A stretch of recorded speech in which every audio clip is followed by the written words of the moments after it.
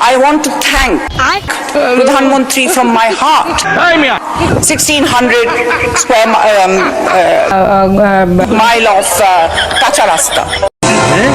The rastas are a very, very bad situation. This is due to the durnitis that we have seen in from the previous regime. বলবো thank you. আমি first আপনার বাড়তি সময় শেষ হয়েছে, আগামী বছরের জন্য প্র্যাকটিস করতে থাকেন।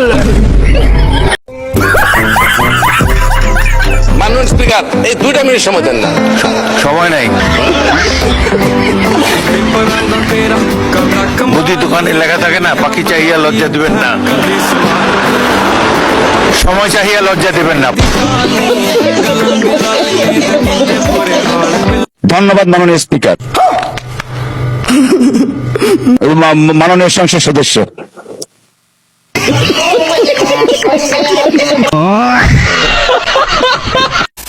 হ্যালো গাইস, কি অবস্থা সবার? আশা করছি প্রত্যেকে অনেক বেশি ভালো আছেন।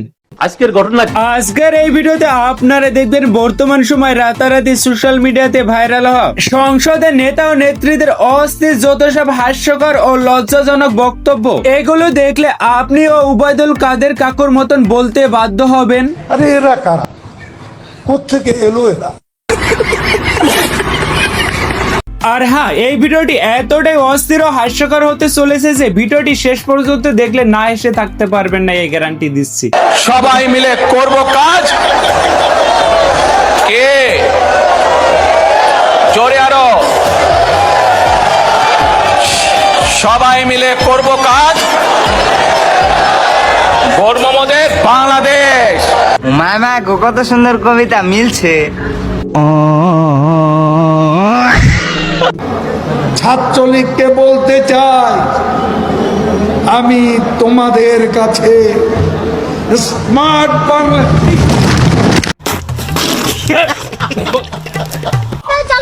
জনাব কক্সবাজার 3-এর প্লিজ একটু মনে রাখবেন মাননীয় স্পিকার, আমার নাম লুৎফুর রহমান কাজল। কাজল তো সবাই চোখে দেয়, মনে তো থাকেই, সবসময় অন্তরেও থাকে।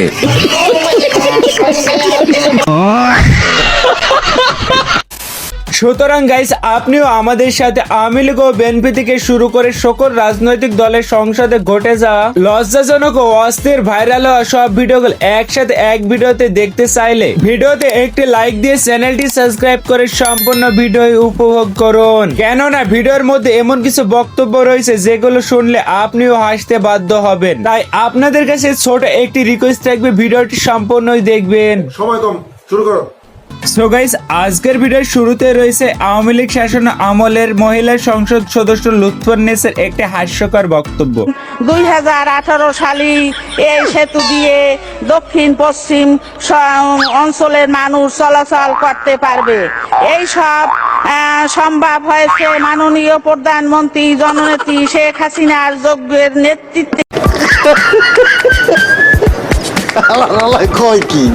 বিশ্বাস করেন ভাই, আমি যখন ক্লাস 3-তে পড়তাম, আমিও আমার বন্ধুরা ঠিক এভাবে বাংলা রিডিং পড়তাম। আপনারা দেখলেই বোঝা যায় আপনি উচ্চ শিক্ষিত। গাইস, তারপর রয়েছে বিএনপির মহিলা সংসদ সদস্য জেবা আমিনের অস্থির হাস্যকর একটি বাঙালিশ ভাইরাল বক্তব্য। I want to thank Pradhan Mantri from my heart. 1600 square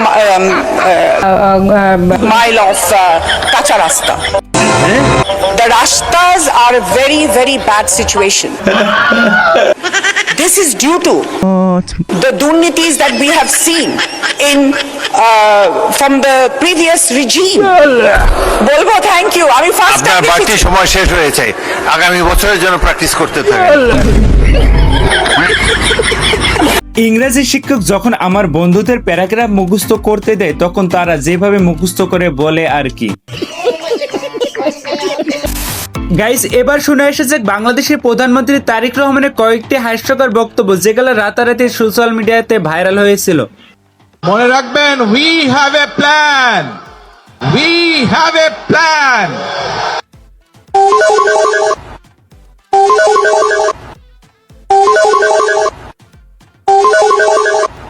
ইনশাআল্লাহ আমরা সেই প্ল্যান বাস্তবায়ন করব। গাইস আসলে কি তারেক রহমানের এই ধরনের প্ল্যান আছে তা তো আমার আগে জানা ছিল না, আপনারা এই কমেন্টে জানান। এবার দেখে এসেছে তারেক রহমান ভূমিকম্প হওয়ার কি কি কারণগুলো বললো, দয়া করে কে হাসবেন, এটা আমি আশা করিনি। এই যে ভূমিকম্প হচ্ছে, এটির একটি অন্যতম কারণ হচ্ছে 20 কোটি লোকের ফসল উৎপাদনের জন্য আমাদের কৃষকরা সারা বাংলাদেশে তারা এই যে গভীর নলকূপের মাধ্যমে পানি তুলছে, তার ফলে যেটি হচ্ছে নিচে থেকে আস্তে আস্তে শূন্য হয়ে যাচ্ছে। ঠিক আছে, খুব স্বাভাবিক, নিচটা যখন শূন্য হবে উপর থেকে সেটি ধসে পড়বে, তাই নয় কি? এটি তো স্বাভাবিক ব্যাপার, এটি স্বাভাবিক ব্যাপার। এই খাল খনন কর্মসূচির সাথে এই ভূমিকম্প পর্যন্ত জড়িত।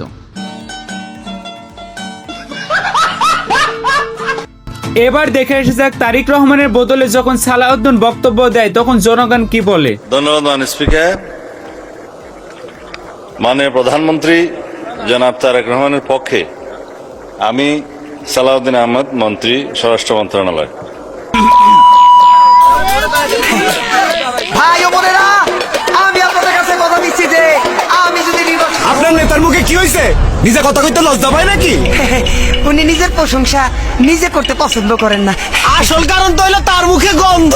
যার মুখে গন্ধ, যার মুখে গন্ধ। ভাই রে ভাই, এই রিটটা আবার কে করলো? দয়া করে তার ঠিকানাটা দেন, আমি তার কাছে নোবেল পুষিয়ে দিচ্ছি।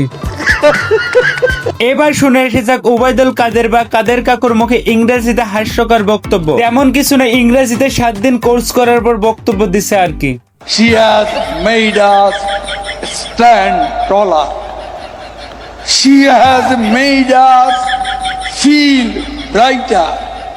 She has made us look smarter.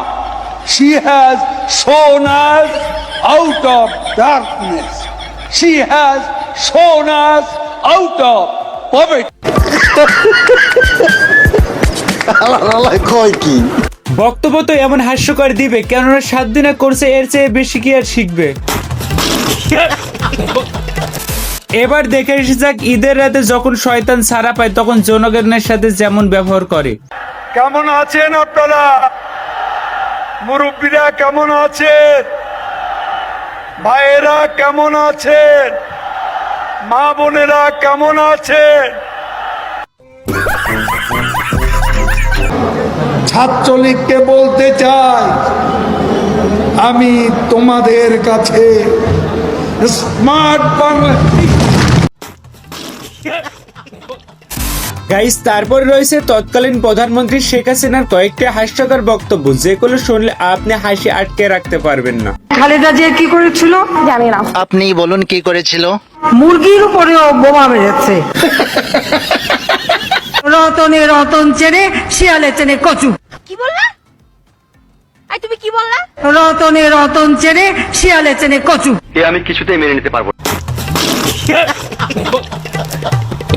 ভাই রে ভাই, বাংলাদেশে জন্মগ্রহণ করেছি বলে এই ধরনের অস্থির বক্তব্য শুনতে পাই, না হলে কত না বিনোদন মিস করতাম। সঠিক বলেছেন, আপনার বুদ্ধি ভালো। তাছাড়াও কিন্তু রান্না হয়, হ্যাঁ আমি কিন্তু আমি করি তো। মাংসের পরিবর্তে এখন কাঁঠালের কাবাব হয়, কাঁঠালের বার্গার হয়। আপনারা দেখলেই বোঝা যায় আপনি উচ্চ শিক্ষিত।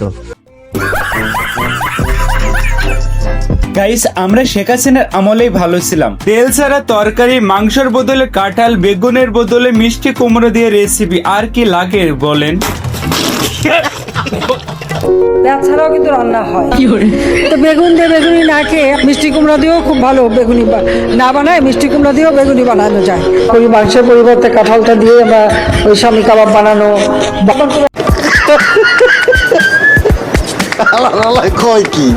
গাইস, সত্যি আমরা হাসিনাকে হারিয়ে অনেক দুঃখিত, কারণ তার মতন এত সুন্দর রেসিপি আর কেউ দিতে পারে না। তার সেই বড় কথা হলো, তোমাদের মধ্যে অনেকে আমার চ্যানেলে ভিডিও দেখো কিন্তু চ্যানেলটি সাবস্ক্রাইব করো না। তাদের কি করা উচিত জানো? তো তাদেরকে কি করা উচিত? পদ্মা সেতুতে নিয়ে যে ওখান থেকে পদ্মা নদীতে টুস করে ফেলে দেওয়া উচিত।